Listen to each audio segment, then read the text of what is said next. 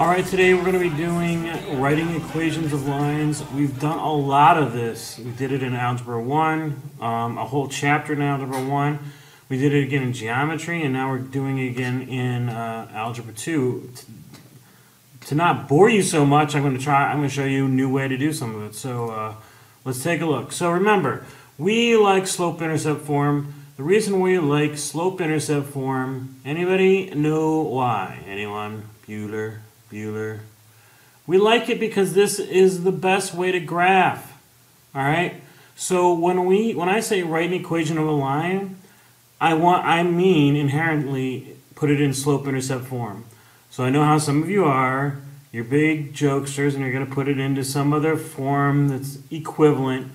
That's fine, you can do that, but if it's not in slope-intercept form, even if it doesn't say it explicitly, it means put it in a slope-intercept form. Alright? So when we do this in slope-intercept form, we're always looking for two things. A slope and an intercept. So let's start easy. Alright? Two easy ones to start with. What's the equation of a line with slope 4? That's our m, and y-intercept -2. So y equals 4x minus 2. Easy peasy lemon squeezy. I can't make it any easier than that. Alright, what's the equation of the line graph? Let's see, what's our slope? Up 3 over 4, so that's 3 over 4x. What's our intercept? -2, so minus 2. Alright, those two are just easy. Alright, no problems whatsoever. Let's get them where they're a little bit trickier. What happens if we're not given a y-intercept?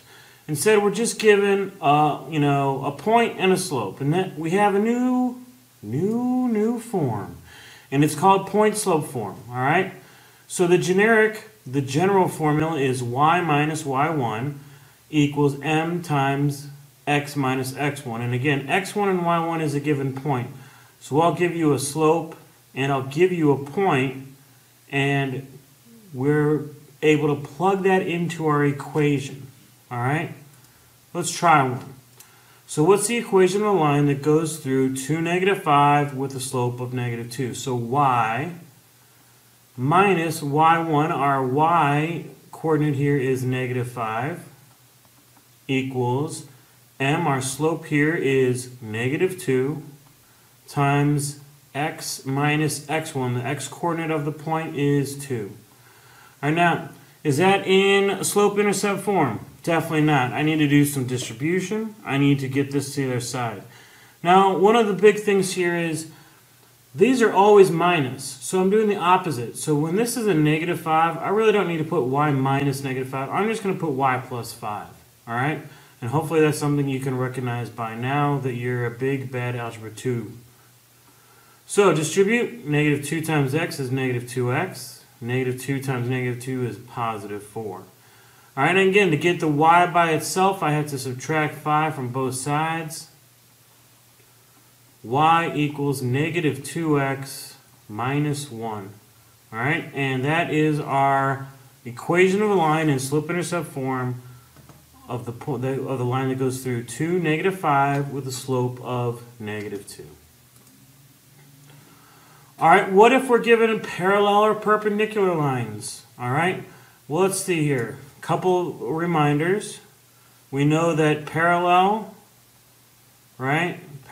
slopes are the same. In other words, m1 equals m2.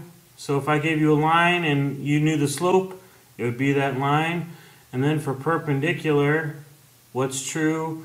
If you have m1, it has to equal, or it's going to be the inverse, right? The negative reciprocal. We're going to put it over 1. So let's take a look at that. So what's the equation of a line? So we have an x and a y. And perpendicular line. So we have a slope. The slope here is -4. Alright? If it's perpendicular, I have to have the negative reciprocal. So I'm going to flip 4 is 1 over 4. Was negative, is now positive. So my slope is 1/4. And my point is -2, 3. I'm going to use that new formula. Y minus my y coordinate 3 equals my slope 1/4 times x minus my x coordinate, the opposite, -2, so I'm going to add 2 here. Alright, I need to distribute this. So that's 1/4 x. 1/4 times 2 is 1/2. All right, so now I have y minus 3. I need to add 3 to both sides. So I have y equals 1/4 x.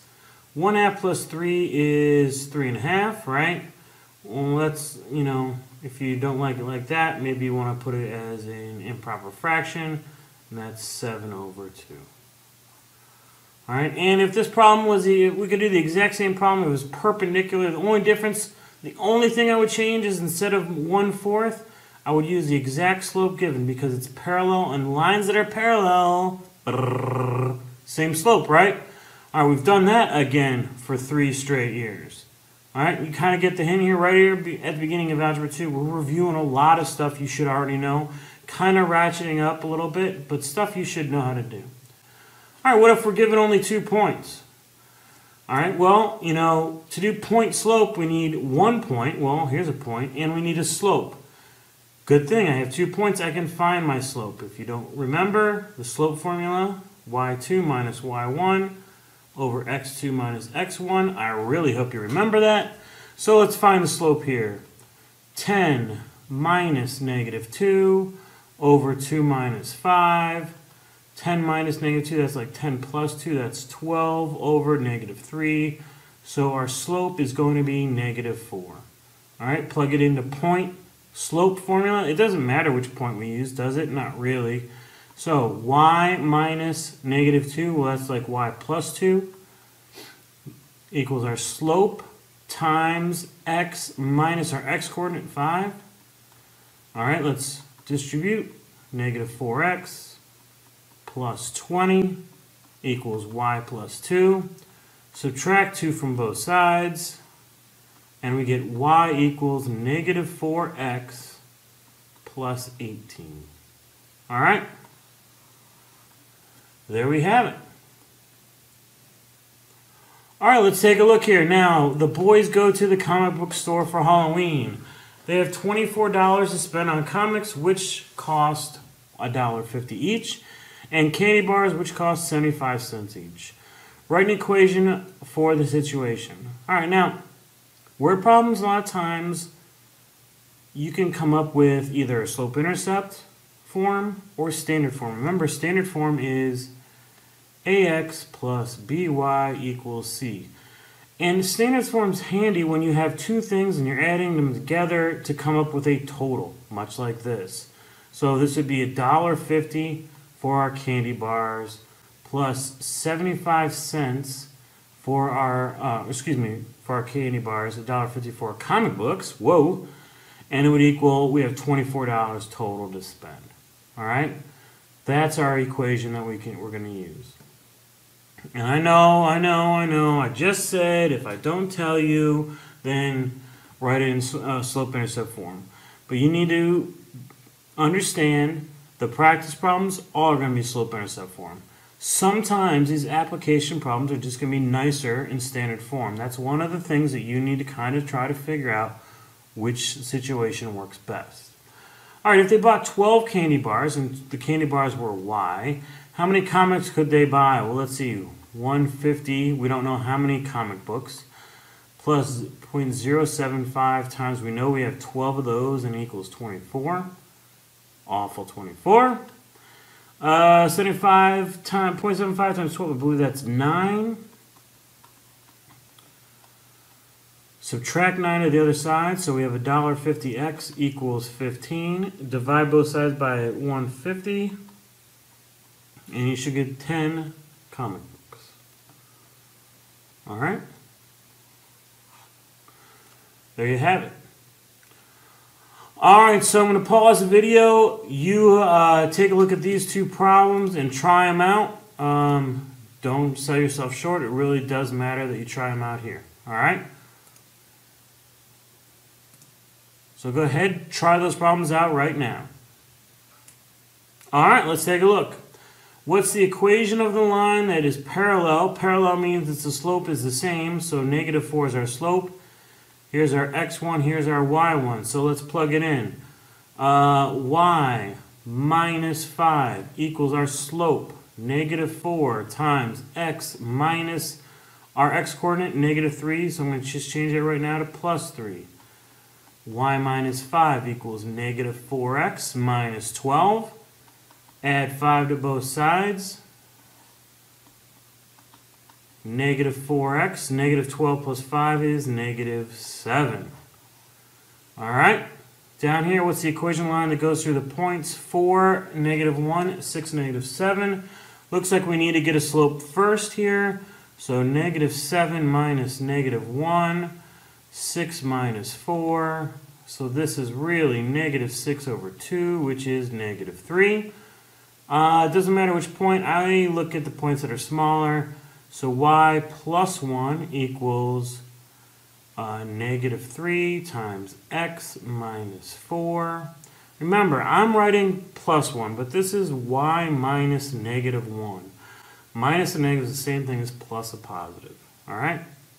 So y plus 1 equals negative 3x plus 12. Subtract 1. Y equals negative 3x plus 11. All right, there you have it.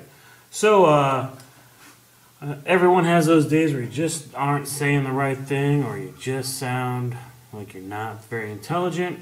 And I think when you're around these boys, you'd always feel not very intelligent. So enjoy a clip from The Big Bang Theory.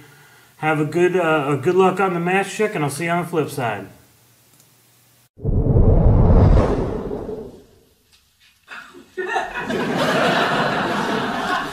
Water demon. Ice dragon. Lesser warlord of Ka'a. Not so fast. Infinite Sheldon. Infinite Sheldon? Yes, Infinite Sheldon defeats all other cards and does not violate the rule against homemade cards because I made it at work. Do you understand why people don't want to play with you? No. Although it's a question I've been pondering since preschool. Hey. Hey. Hey. Hey, your copy of Science Magazine was in my mailbox. Oh, thanks. Check it out. All about planets this month. That's an atom. Agree to disagree. That's what I love about science. There's no one right answer.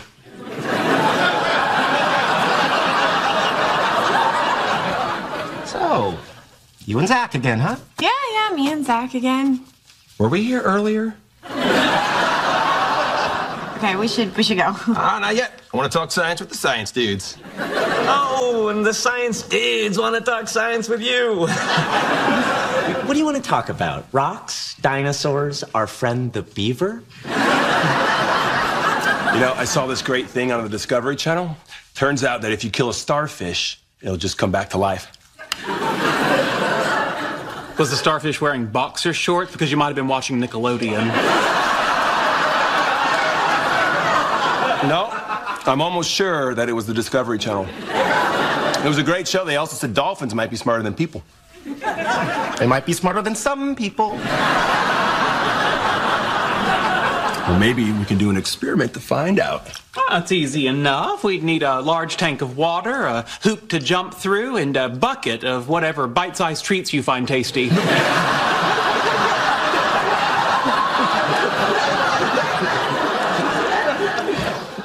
I don't get it.